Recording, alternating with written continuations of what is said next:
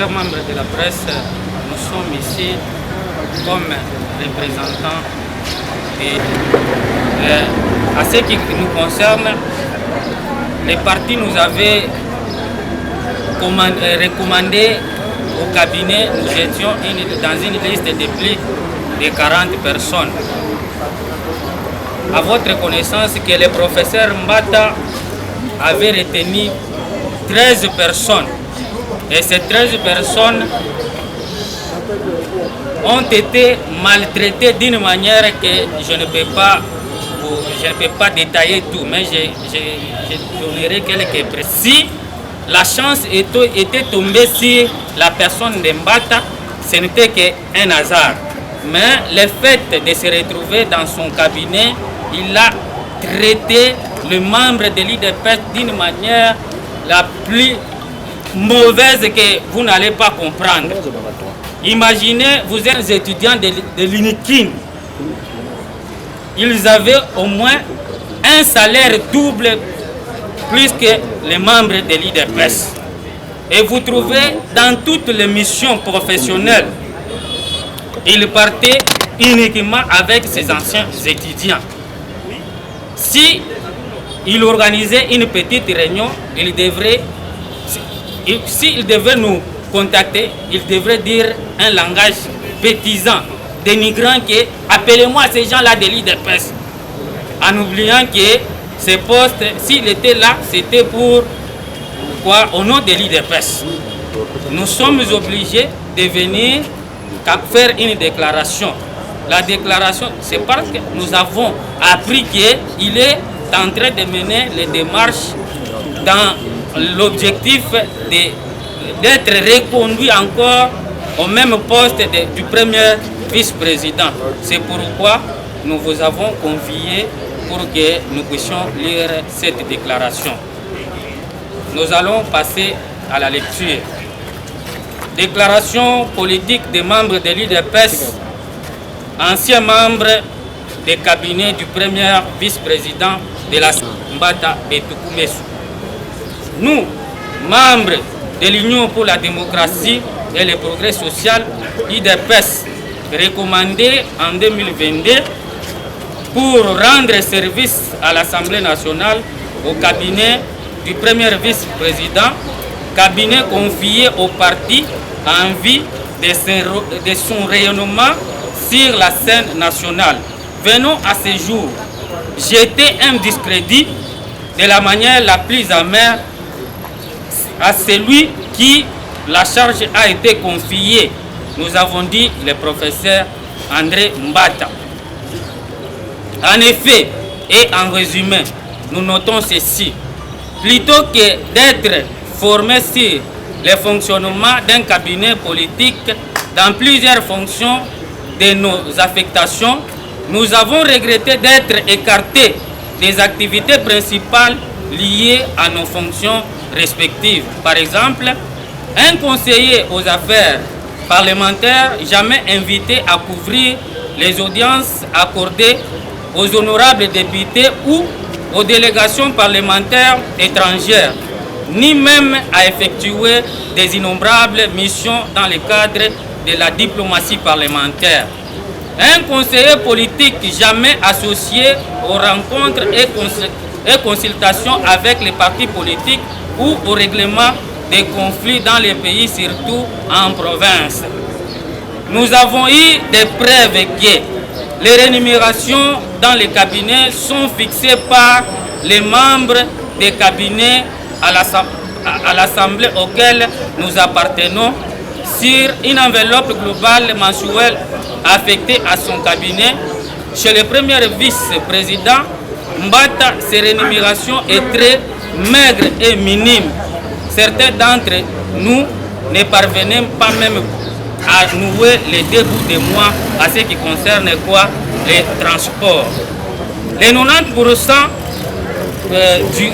de l'enveloppe restante, c'était le montant qui était affecté pour son enrichissement personnel. Toutes les démarches entreprises dans le cadre de l'augmentation des salaires, tous avortés, c'était avorté toujours en vain. Les collègues porteurs des doléances pour obtenir une amélioration des situations étaient réprimés sans pitié. L'exemple de Madame Odiakashiba Otine, responsable fédéral du parti, chassé sans préavis comme un chien, du conseiller politique Grégoire Banza, déguerpi dans le bureau par M. Mbata lui-même avec ses policiers de garde armés et tant que d'autres. Ainsi, nous présentons notre plainte à l'autorité de référence du parti, son Excellence Félix Antoine Tshisekedi, chef de l'État, au secrétaire général, honorable Augustin Kabouya, et aux autres responsables, surtout ceux qui sont chargés de la gestion des ambitions comme suit. Nous avons été envoyés au cabinet pour être considérés comme les orphelins abandonnés, maltraités, écartés. Nous avons constaté que M. Mbata n'a pas l'âme de l'IDPS. Il ne connaît ni ne pratique le peuple d'abord. Il ne respecte ni notre parti IDPS, ni ses leaders. Et dit qu'il a eu ce poste grâce à son intelligence et n'a de compte à rendre à personne. Nous sommes informés qu'il fait de lobbying pour rentrer dans notre poste au premier vice-président de l'Assemblée, poste confié à l'IDPS alors que nous nous opposons catégoriquement à son retour au poste, à ce poste. Nous n'allons pas accepter et nous demandons à la hiérarchie du parti de trouver un autre membre pour assumer ses fonctions du premier vice-président de l'Assemblée nationale avec un cœur humain et pratiquer l'âme de la social-démocratie. Je vous remercie.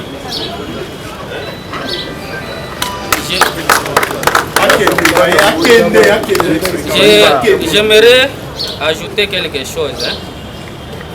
Je dois vous dire, je ne viens pas faire des rencontres ici.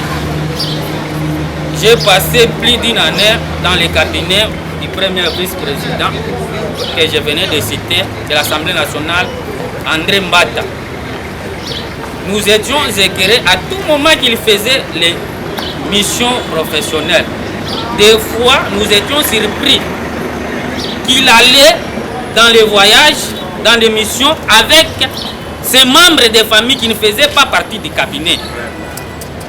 Imaginez un vice-président de l'Assemblée nationale, un professeur de son rang. Mais vous les voyez, les présences dans la plénière là. Chaque membre, c'est-à-dire chaque membre du cabinet, dès qu'il preste les présences, on les paye à chaque présence de plénière. Mais imaginez si vous faites au cours d'une session 20 séances ou bien 20 plénières. Tous les membres de l'Assemblée nationale payent les 20 présences. Mais imaginez la trempe scientifique de Mbata. Lui, il va partir à la question là, il instruit l'ordre que vous devez payer aux membres du cabinet ne fût-ce que 5 listes. Les autres là, vous me donnez cet argent. Nous posons la question aux responsables de la question, ceux qui payaient. Qu'est-ce qui se passe ici? Allez poser à votre chef. C'est lui qui vous gère. Nous n'avons pas de compte à vous rendre. Il y a beaucoup de choses. Le cabinet était transformé à un cabinet familial. Les 60% des membres, c'était les membres de sa famille. Ne voyez pas le bruit qu'il est en train qu'il a l'habitude de faire dans les médias. Moi, je peux dire que le prof n'est pas bien placé même d'occuper un poste. Il n'a pas droit de bénéficier même une petite confiance de l'UDPS.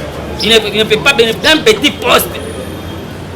Je ne peux pas faire beaucoup de commentaires. Nous avons des preuves à ce qui concerne nos paies. Les relevés bancaires sont là. Si peut-être, je sais qu'il viendra peut-être pour démentir. Moi, nous avons des relevés bancaires. Les banques sont là. C'est un monsieur mal placé, un amoral. Je dis un amoral. Nous ne pouvons pas faire beaucoup de commentaires. Je vous remercie. Chers amis de la presse, je peux ajouter ceci. Le prof Mbata n'est pas politique. Il est juriste.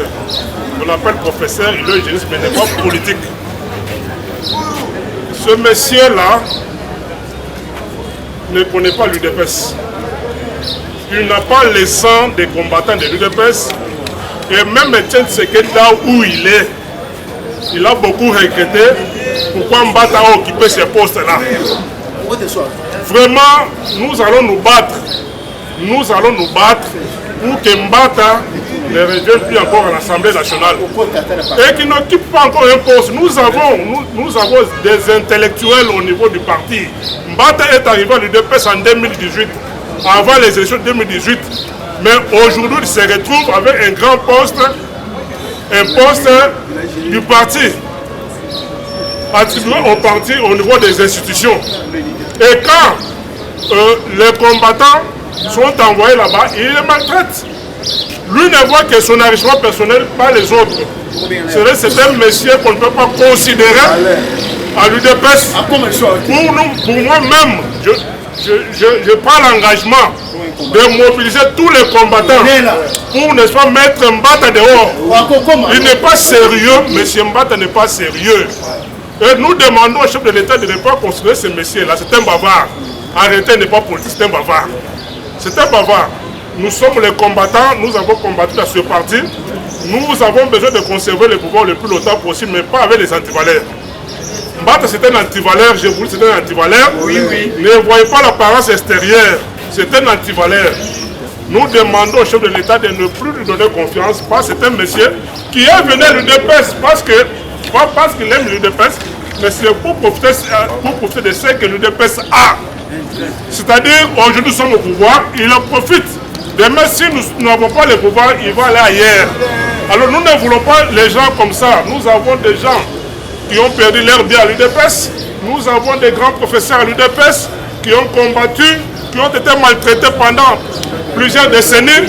Ces gens-là sont capables de gérer. Nous avons beaucoup de députés à l'Assemblée nationale capables aussi d'occuper ces postes-là. Pas Mbata, même pas un chef de rue. Il ne mérite pas. C'est un monsieur mauvais, un rentenier. Merci beaucoup.